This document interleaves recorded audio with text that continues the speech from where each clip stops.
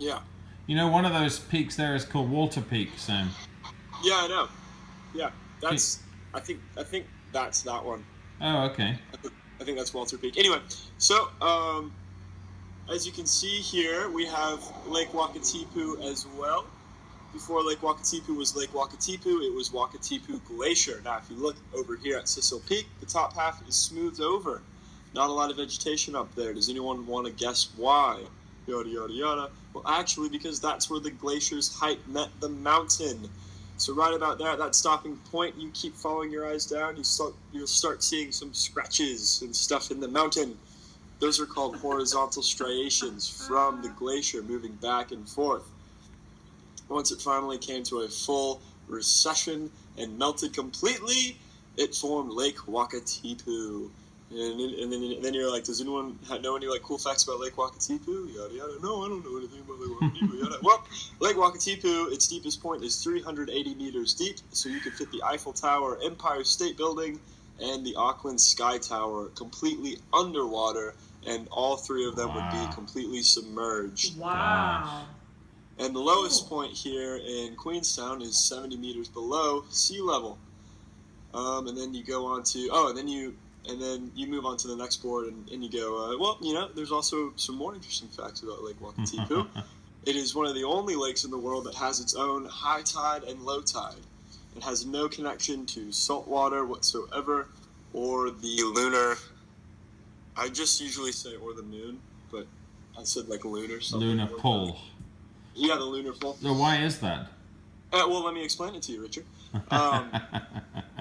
So up to the north, which is actually behind us, but for the tour's sake, we say it's just that way. Up to the north, we have Glenorchy, which is a more mountainous region. You have a lot more alpine climate. The pressure is a little bit different than down south in Kingston, where it's more rolling hills. So you're going to have different pressures creating atmospheric pressure, bringing the water moving from the north to the south, so forth and on. Also, and then there's something about rain that I haven't really figured out. I'm still trying to figure that one out. And then, pretty much you can just say pressure causes the water to move back and forth. If you're actually on any of the beaches, you can see the water recede and come back every 50 minutes. And it's called a seiche. It's a Swiss word.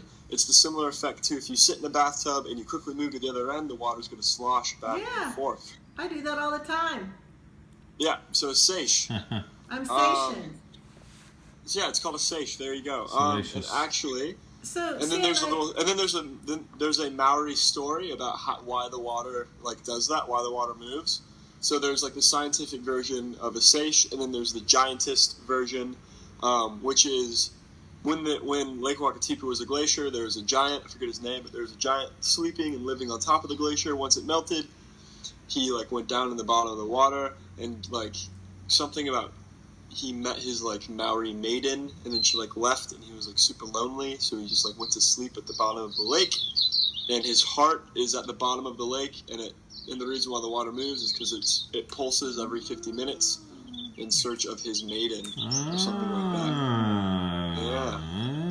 Good story. And apparently, if you go underwater, you can hear the heartbeat. Ooh.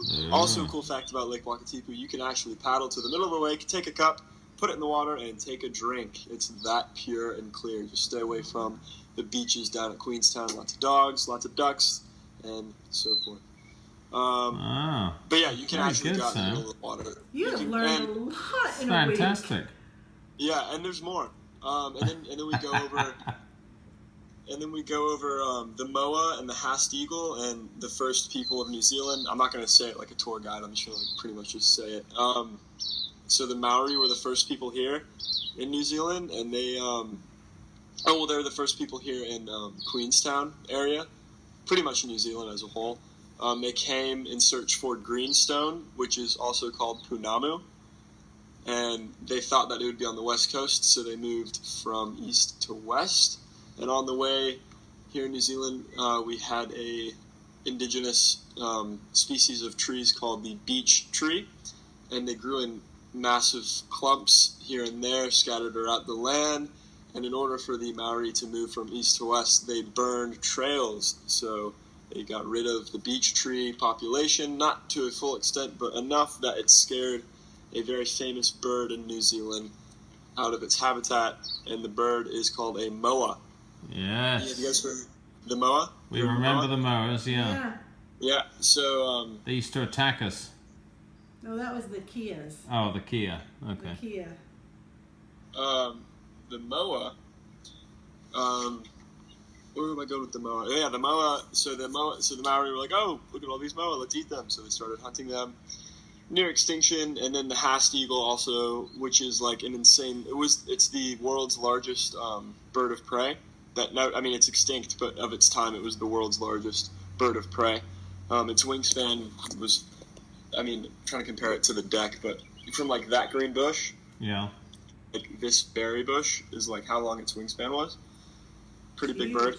And then it also had its fair share of eating moa. So eventually the moa went extinct. The Haast eagle couldn't rely on baby Maori children to eat, so the Haast eagle eventually died out as well. And then once the Maori left, the Europeans came, and they came in search for gold. And it's actually pretty cool. It's pretty funny, the story of like how they found gold. They were walking. I don't know. I don't think it was Lake Wakatipu, but there's a river nearby that one of the European guys was walking by with his black lab, and the black lab went in the water, and it came out a golden retriever. But it really did come out with gold flakes on its fur, and that's how gold was discovered in the area. Oh. So the population in Queenstown in 1862 went from 50 to 8,000 in one winter because of the gold rush, and it was one of the strongest gold rushes in the history of the world. It lasted 100 years, and you can still find gold in the water today. What else? Yada yada. And then eventually the Europeans burnt out and cut down the rest of the remaining beech forest to create buildings for industrialization and so on and so forth. And that's why we brought over the Douglas fir, to strengthen up the ground, give it the alpine look, yada yada. And then finally we go to the we zip down. So the first line is 80 meters. The second line is 90 meters, the third line is 90 meters, and the last one is 240 meters. And that one has like a crazy beautiful view of like all that. That's a long way, isn't it? 240 meters. Yeah. And by the way, all the guides we break with our hands. You don't do you wear gloves? Yeah, of course. Oh, we have to okay. wear gloves. Well, that's but good. So when you're like going, like one hand is on top of the pulley and one hand is behind your head, like holding onto the rope, like breaking with your hand. Did you buy a new jumper? No. No, I've had this. You've had that. Oh. So what? So, wait, I'm not done. There's more. And then we tell them about the fourth condition, which is cake. So that means like making sure everyone has the resources they need evenly. So like right now, 80% of the world's population has access to 20% of like resources they need to live like sustainably and like in a healthy environment. So that's a pretty uneven cake. We want everyone to have an equal slice of the cake. And then we give the whole like, here at Zip Trek, we like to donate to local charities and global charities. And one of our favorites is Kiva.org. Has anyone heard of Kiva? No, what's Kiva? Well, Kiva is, and then you like talk about Kiva, and it's a micro loan organization. So pretty much you go on their website and you find a profile that you want to like support.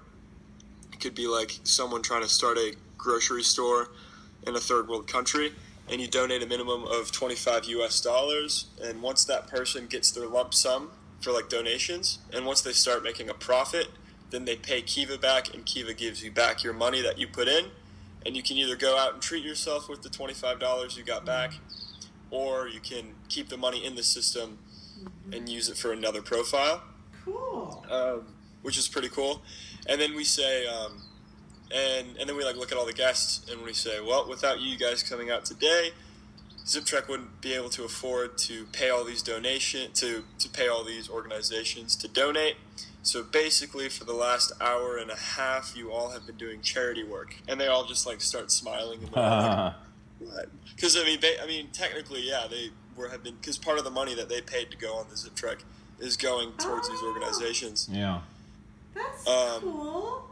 Yeah. Wow. And so like, and then we say like, can everyone put a hand out for a slice of cake? And then like I act like I walk downstairs, bring up cake, and then I come back up and I say, go ahead and pat yourself on the back.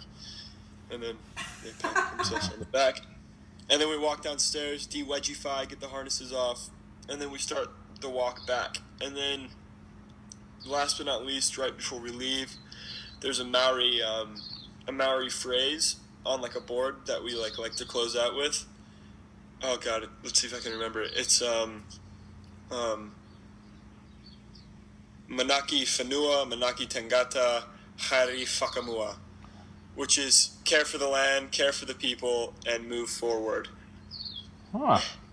And then we say, and we're going to Hari Whakamua on out of here. And we hike on up.